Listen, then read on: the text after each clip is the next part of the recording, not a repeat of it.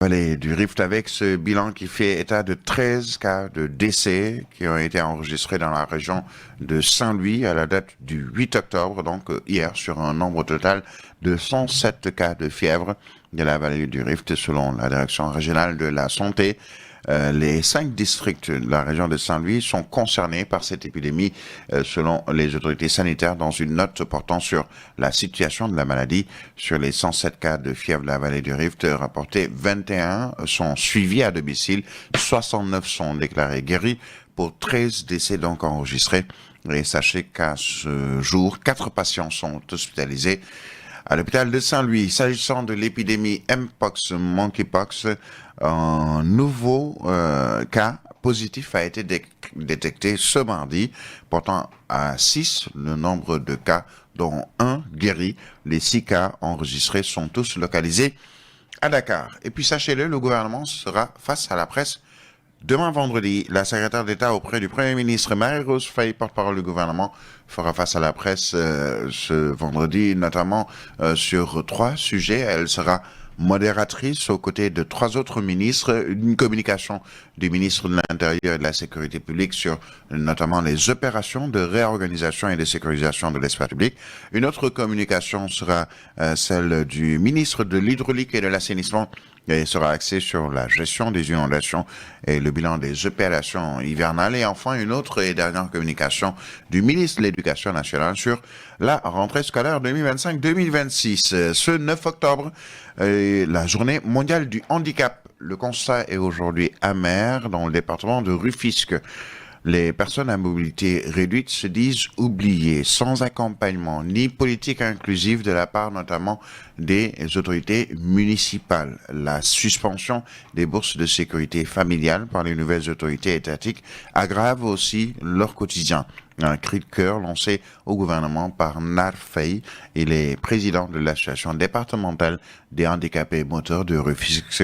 Ses propos sont recueillis par Biram Khalinda. La situation des personnes à mobilité réduite dans le département de Rufisque, ça reste beaucoup de choses. On sent un manque de respect, de considération envers les personnes à mobilité réduite. Ce qui fait la priorité de leur politique, c'est pas la gestion du handicap. Au sein des municipalités, on aimerait voir des structures qui prendront en charge l'insertion, l'inclusion et autres, mais malheureusement, c'est pas le cas. Les problèmes aussi, on le sent même au niveau de l'État. Aujourd'hui, avec l'arrivée de ce nouveau gouvernement, on voit qu'il n'y a pas beaucoup de choses. Déjà, le gouvernement sortant avait mis en place des bourses de sécurité familiale et autres. Jusqu'à présent, on ne les reçoit plus.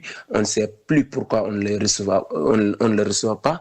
Et s'il veut vraiment apporter des solutions, avant tout, c'est d'ouvrir ses portes, d'accepter nos audiences et autres. Moi qui vous parle, j'ai déposé pas mal d'audiences dans les municipalités, dans les ministères et même dans les fondations. Jusqu'à présent, accusé de réception, ça, tu ne peux pas l'avoir. Donc, il y a une négligence envers les personnes à mobilité réduite. Et c'est grave, c'est vraiment grave. Voilà, donc il est exactement 7 heures passées de 6 minutes et vous suivez la 90.7. Vous écoutez le journal. Les rideaux sont tombés sur le Forum Invest in Sénégal 2025. Il a réuni durant 2 jours à Dakar des décideurs politiques, investisseurs et dirigeants mondiaux pour un dialogue de haut niveau autour de la création de valeur, de la transformation locale et du financement durable. Le thème central portait sur connecter les opportunités, bâtir l'avenir. Le ministre de l'économie, du plan et de la coopération a lui lancé un vibrant appel à élargir et approfondir la coopération sino-sénégalaise lors de ce forum. Des entreprises chinoises ont été sur place en marge de FI Sénégal. Abdelrahmane Sarr a esquissé les grandes orientations économiques du pays, notamment le renforcement du secteur privé, le développement des zones industrielles intégrées et la promotion de l'économie circulaire. Nouvelle reconnaissance internationale pour le Sénégal dans le domaine énergétique.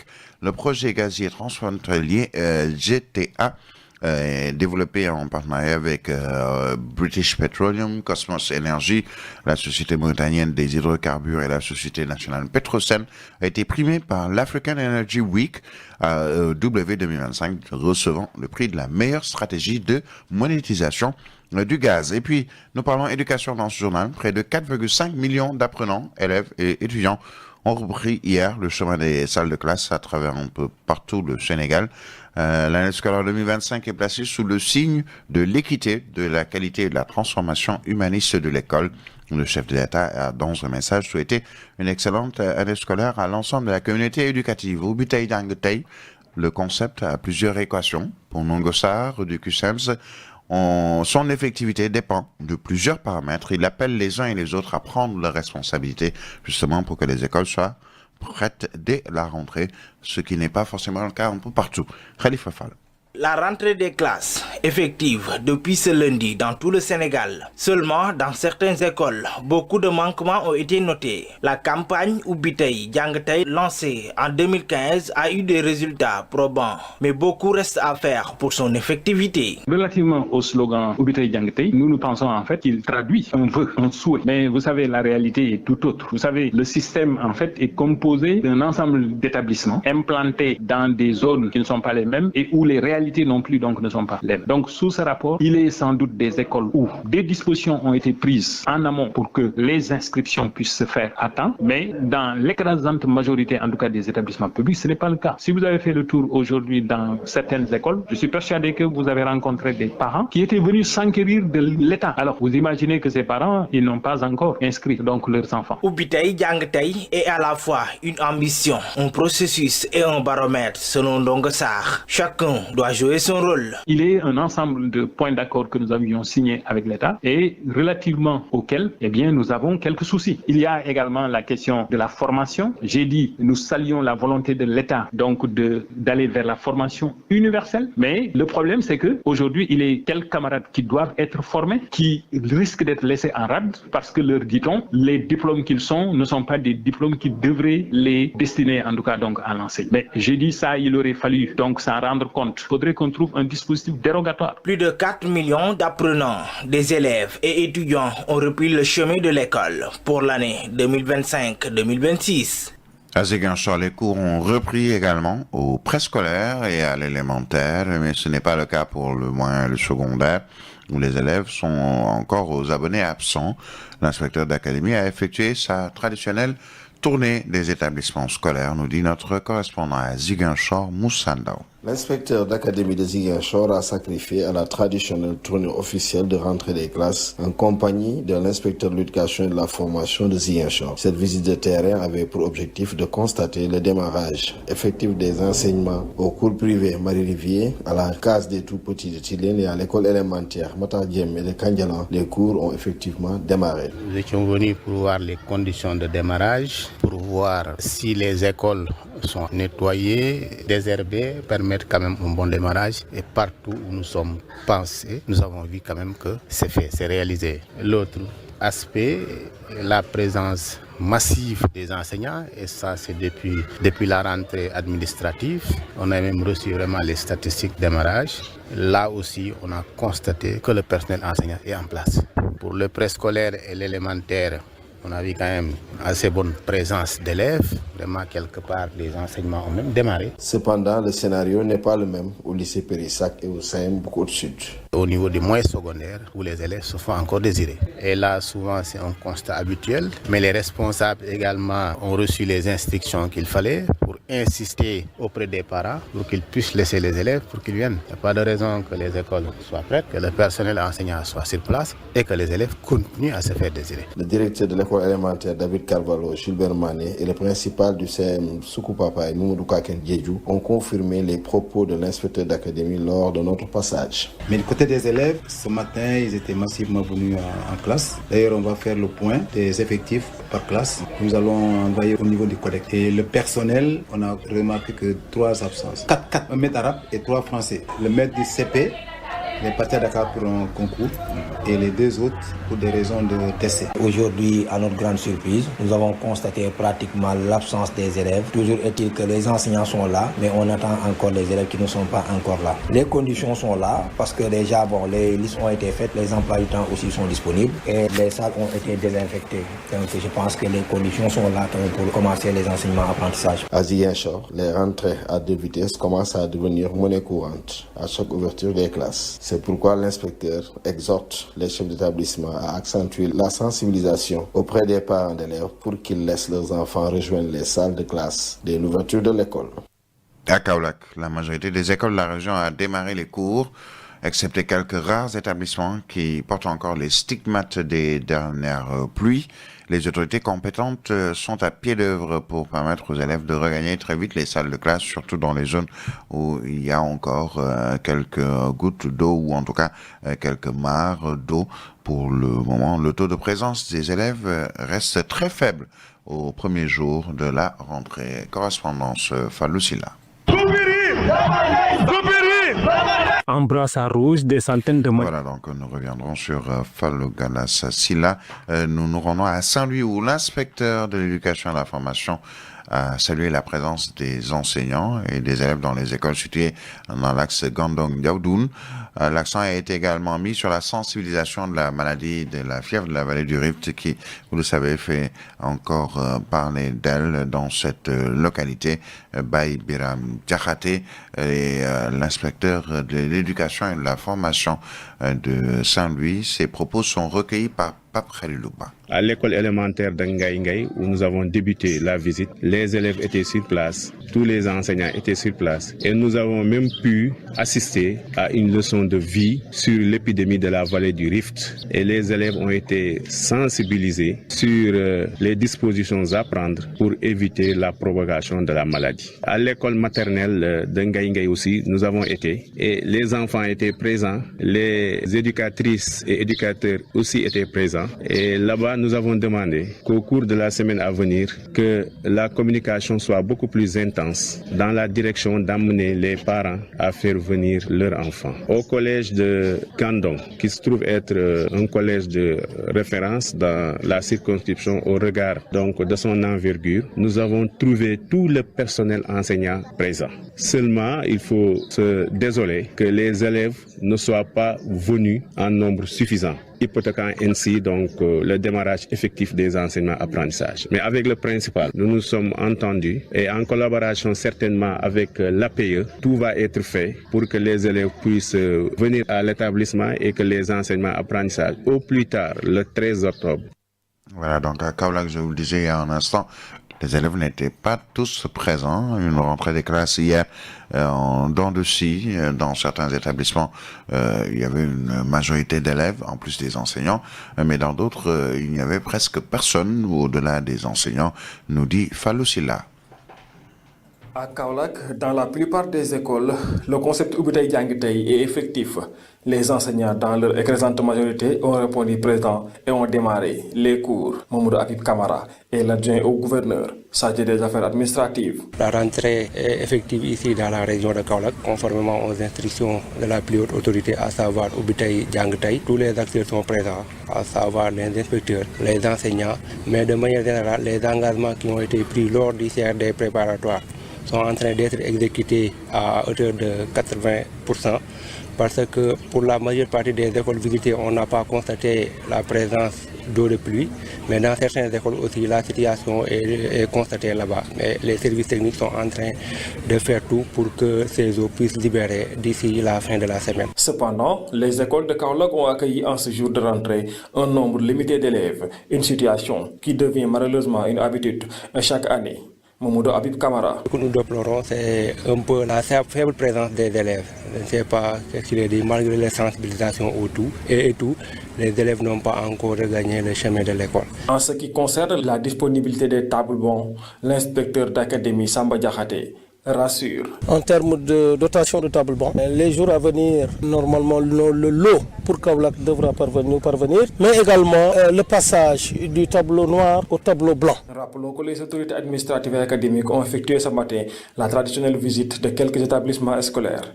Objectif, s'enquérir du bon déroulement de la rentrée scolaire 2025-2026. Sachez que le ministre de l'Éducation nationale, Moustapha Guirassy, a tiré un bilan satisfaisant de la rentrée scolaire, parlant de 50% du taux de présence d'élèves dans les établissements scolaires du pays.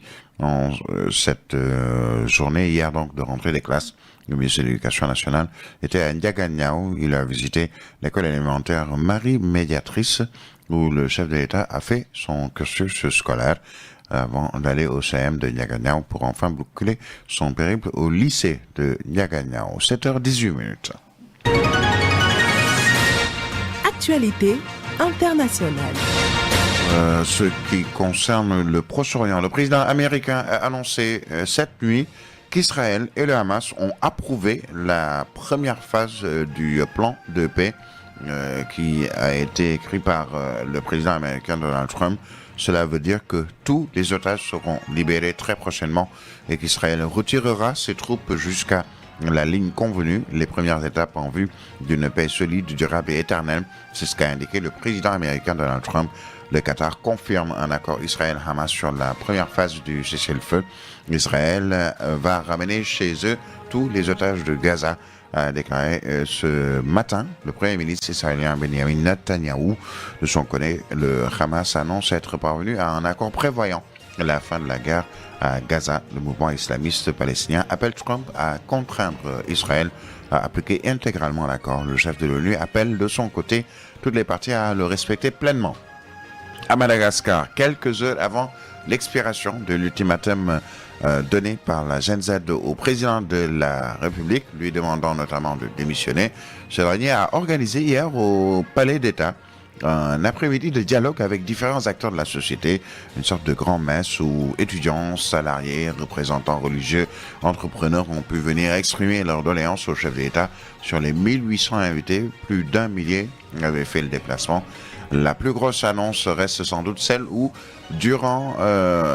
ou plutôt le président André Rajoelina a juré devant Dieu que si dans 1 an il y avait encore des délestages dans la capitale, Antananarivo, il démissionnerait. Cependant, il a martelé plutôt à l'attention de la Gen Z, absente des échanges. L'heure n'est pas à la démission. J'ai été élu, rappelle-t-il. Et nous terminons avec le Maroc où une lettre ouverte signée par une 60aine de personnalités demande au roi Mohamed VI d'agir et d'engager des réformes en profondeur. Le souverain doit donner un discours très attendu demain, vendredi 6 octobre, pour l'ouverture de la session parlementaire. Les signataires de toutes les générations veulent soutenir le mouvement mené par la Gen Z 212 dans les rues depuis 10 jours, fortement réprimé par le pouvoir. 7h exactement, 20 minutes dans un instant, la page des sports. Sport sur Africa 7.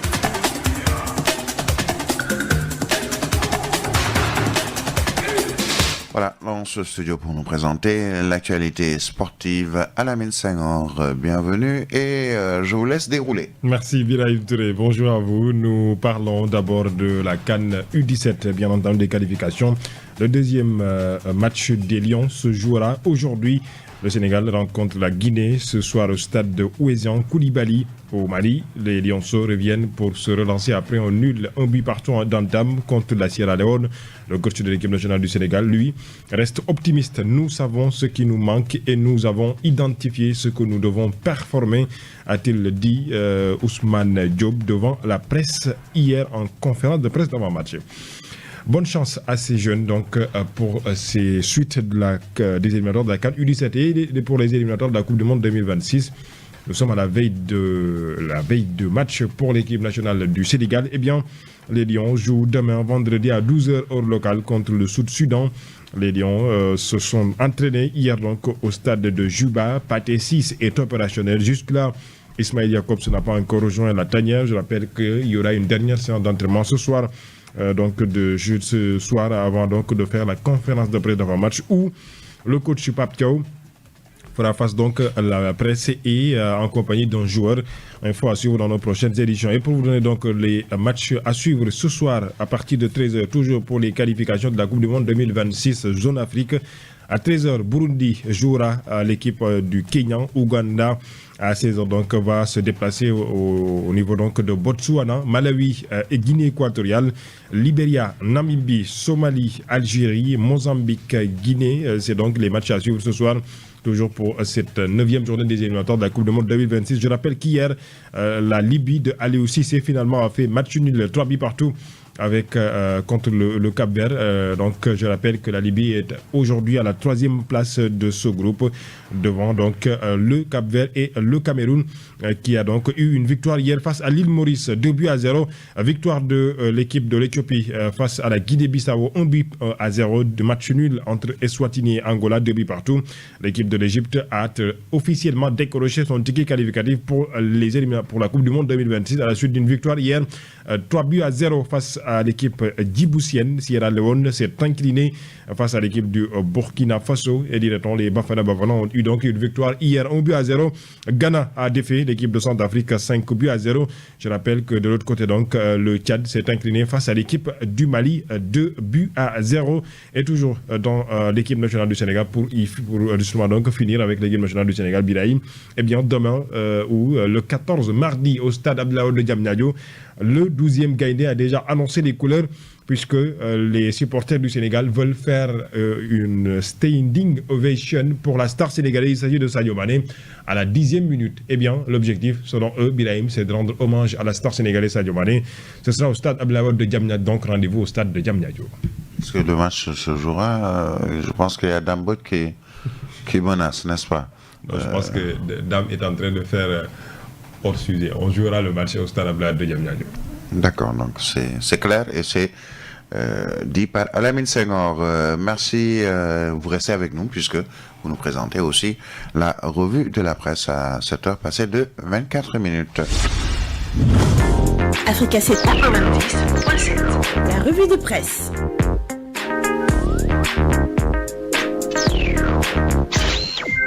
Le forum Invents in Sénégal est revenu à la une des quotidiens paru ce jeudi matin, puisque hier donc c'est la fermeture de cette fille Sénégal, comme on le dit, 13 211 milliards francs CFA d'investissement. Le forum de l'action et de la confiance retrouvé, dit le journal Solo Quotidien ce matin à sa une, qui revient encore une fois donc sur le nombre de milliards d'investissements, d'intentions à la suite de ces 2 journées d'investissement hier, qui ont donc en tout cas mobilisé les investisseurs venus d'un peu partout pour venir au Sénégal. Eh bien, c'est ce qui fait dire à mon confrère que c'est le forum de la confiance retrouvée au Sénégal. Le quotidien Solo en parle ce matin. D'autres quotidiens aussi parlent de ce forum Invents in Sénégal qui retient en quelque sorte donc l'attention de beaucoup de quotidiens. Le quotidien Yoyor en parle ce matin. Forum Invents in Sénégal, 13 211 milliards de francs CFA pour 51 projets phares. Le forum Invents a dévoilé l'ambition économique du pays. 51 projets stratégiques signés pour un montant total de 13 221 milliards ou 211 milliards de francs CFA, touchant l'énergie, les infrastructures, l'agriculture, l'industrie. Une démonstration de force pour attirer les investisseurs et justement accélérer la transformation nationale, nous dit le journal Yoyor ce matin à l'image du quotidien Le Soleil aussi, qui revient sur la fermeture ou la clôture du FI Sénégal 2025. Eh bien, Le Soleil nous donne donc ce forum de 2 jours en chiffres. Ces chiffres du forum traduisent à la confiance renouvelée des investisseurs au Sénégal, puisque au-delà des 13 211 milliards de francs CFA d'intention d'engagement, il faut aussi noter la présence ou la participation de 70 pays et de 11 772 participants lors de ce forum Invents in Sénégal. Le Premier ministre Ousmane Sonko hier donc a dit au secteur privé national, je cite, le temps de l'audace est donc venu, ne restez pas spectateurs d'un monde qui bouge, a dit le chef du gouvernement Ousmane Sonko, qui revient encore une fois donc sur l'importance et la place qui doit occuper naturellement donc le secteur privé dans le cadre donc des investissements et de la politique du gouvernement. Bakary Seka Bathily, lui, le directeur de l'APIX, a dit le forum Invents in Sénégal a mis en lumière des projets concrets et des engagements durables, mais au-delà des chiffres, a-t-il dit. Donc lui, je rappelle qui est le directeur général donc de l'APIX au Sénégal. Autre point qui est à la une de quotidien ce matin, il s'agit donc de l'affaire Farbangom. À l'image du quotidien Solo qui en parle ce matin, Farbangom, le plan des avocats de Farba, dit le journal, sa demande de liberté provisoire a été encore une fois rejetée, même si les avocats de Farbangom restent toujours donc à l'offensive. Le quotidien L'Observateur en parle ce matin, affaire Farbangom, à l'ordonnance qui rallume la mèche judiciaire. La grosse colère des avocats face au maintien en détention jugé injustifiée à la contre-attaque imminente du parquet général, dit le journal L'Observateur ce matin, qui poursuit toujours le transfert vers une structure sanitaire plus adaptée, ordonnée par la chambre d'accusation financière qui ne convient à aucune des deux parties, poursuit le journal L'Observateur. L'affaire Farba Ngom retient encore une fois donc l'attention à la une du journal Le Quotidien qui en parle. Le juge évacue Farba Ngom à l'hôpital principal. Macky Sall est aussi à la une des quotidiens ce matin, à l'image du quotidien Le Quotidien qui en parle ce matin. L'ancien président sous le feu des projecteurs, séquence de démaquillage, titre le journal Le Quotidien ce matin, une visibilité qui gêne ses successeurs, comme pour dire que les sorties de Macky sont donc gênantes donc pour le pouvoir actuel en tout cas au pays. Le quotidien Wolf Quotidien en parle. Macky punching ball de Pastef, dit le journal Wolf Quotidien ce matin. Macky Sall aussi à la une du journal Point Actu qui pose une interrogation ce matin. Jusqu'où va Macky Sall pousser Macky Sall son offensive dans le cadre